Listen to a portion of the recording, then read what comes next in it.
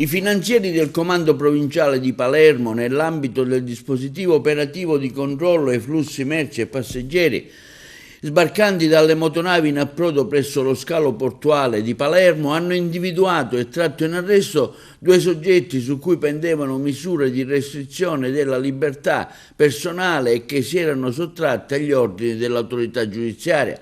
Le Fiamme Gialle, in particolare in servizio presso il primo nucleo del gruppo di Palermo, hanno individuato tra i numerosi turisti in transito e persone in rientro in Sicilia, provenienti rispettivamente a bordo delle navi in arrivo da Livorno e Genova, due soggetti che erano stati destinatari di misure di restrizione della libertà personale e che volontariamente si erano sottratti a tale misure. Gli stessi si erano resi irreperibili per la giustizia italiana e si erano stabiliti all'estero. Il primo proveniva dalla Germania e avrebbe dovuto scontare una pena per i reati di violenza privata emessa dal Tribunale di Gela. I finanzieri, dopo l'arresto, lo hanno condotto, come disposto dall'autorità giudiziaria, agli arresti domiciliari.